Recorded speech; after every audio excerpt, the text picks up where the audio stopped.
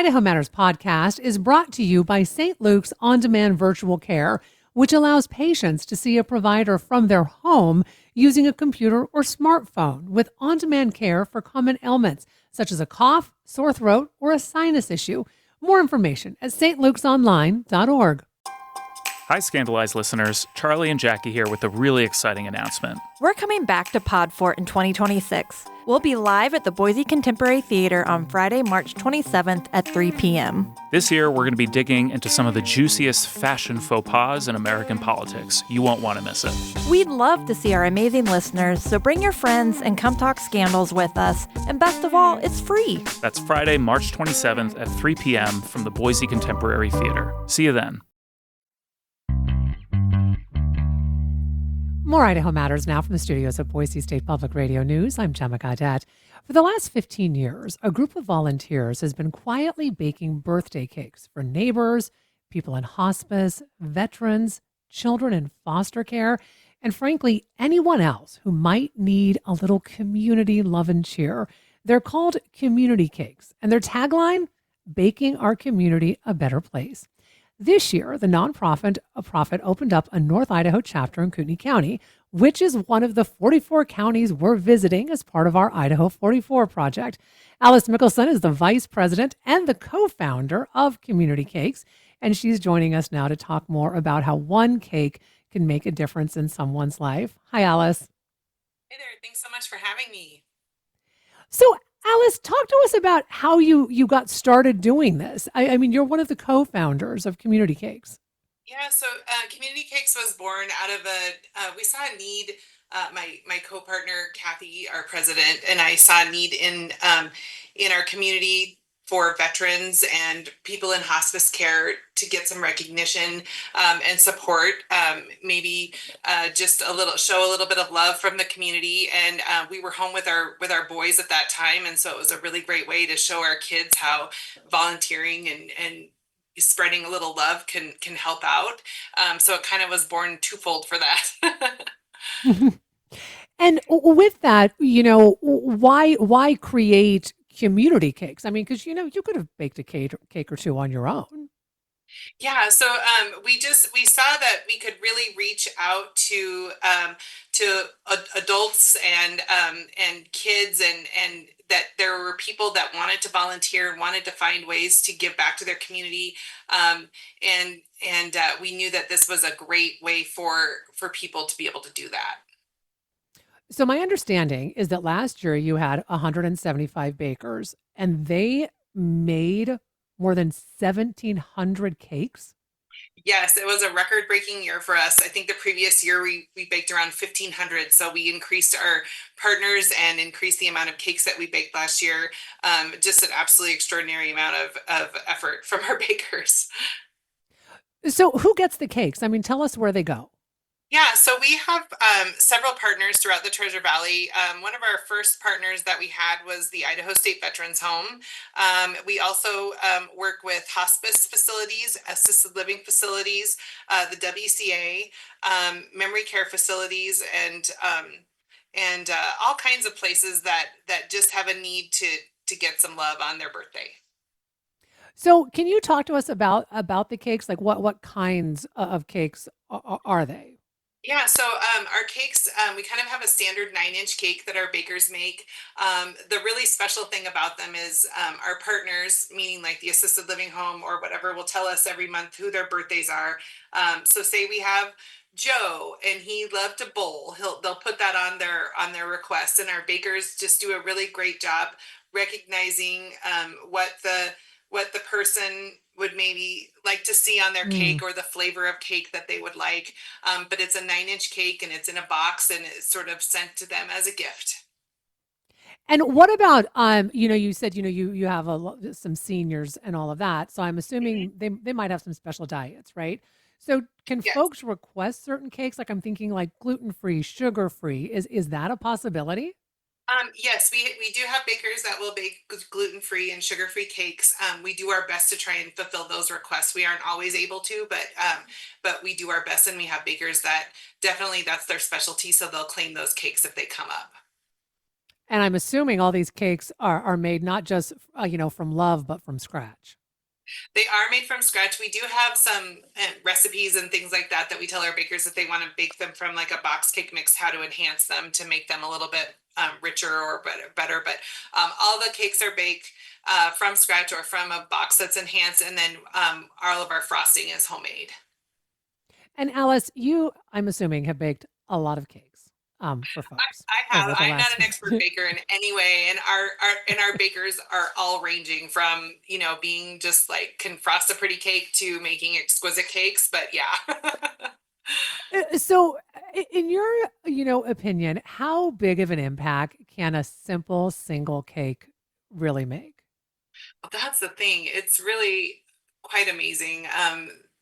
You think that a cake is just a cake, and it's your birthday, but we have the privilege of baking sometimes someone's very first birthday cake. If it's a WCA kid who Mm, has maybe had a rougher life and they just haven't been able to be celebrated the way that they should be, to sometimes baking someone's very last birthday cake. So it's pretty profound. And then everything in between, just seeing the seniors receive their cakes and seeing maybe, butterflies or something that they love on their cake. A lot of times our bakers go the extra mile and put bows and different little things to enhance a cake. And those things stay with them. They'll put them on their walkers, or they'll put them on their mm. sweater or whatever. And I mean, we've seen it time and time again where it's the cake and the gift of that cake stays with them for quite a long time. Do you have a memory that sticks with you in the last 15 years of a cake that you made and the impact? Yeah, I would say I always like to tell the story of the first cake we ever baked, and Kathy and I baked it together, and it was for a girl that was in foster care, and she was turning 18, and so she was graduating out of foster care, and we didn't have a lot of information about her, but just that she was very motivated in school and she was going to go to college, and we were just like super honored to be able to show her, that we were proud of her. And it's a big deal to graduate out of foster care because you're on your own. Hmm. And So we made her a really pretty cake with sunflower on it, and I just the whole purpose of that was just to show her that she was blooming and this was awesome, and we were really proud Oh, of her. That's one of my favorite memories. Another memory, not of a cake that I made, but one that has been shared many times, is there was a gentleman who loved Chihuahua little dogs, and hmm. so one of our bakers baked a cake and had a little like sombrero hat and a Chihuahua or something like that on the cake, and that gentleman like loved that little sombrero and Chihuahua thing so much, and he carried it around, and the family, when he passed away, they said he wanted that with him, and so that was just like, Oh, whoa. wow. Yeah. So you have grown so much that you have now opened a North Idaho branch of Community Cakes. Yeah, Why we did our did dreams you are coming true.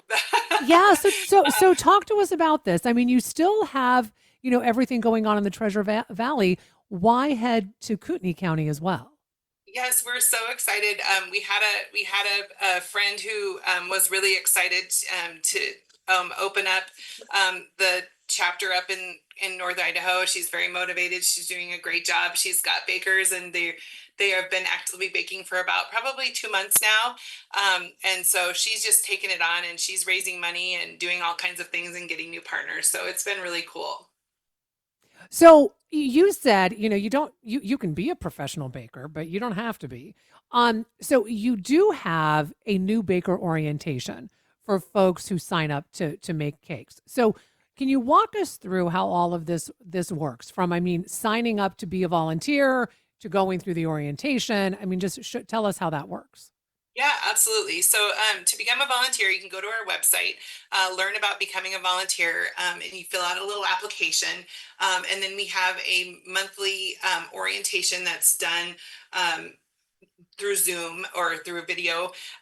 And so you kind of can get the overall look of what it looks like to be a volunteer at Community Cakes. And then if you want to continue, then we set you up with what we call an ambassador. So we have active bakers that are our ambassadors, and they come to your home and just do a quick check to make sure everything looks good in your home. It's not like a health and well, not like a health check, but just like and then they taste a cake and just talk to you and then walk you through signing up for cakes and doing all of that. And then once you're set through and approved through the ambassador, then you're good to go. So it's a pretty simple process. It takes maybe about 2 to 3 weeks to kind of get onboarded as a volunteer, just because our ambassadors are at a volunteer level too.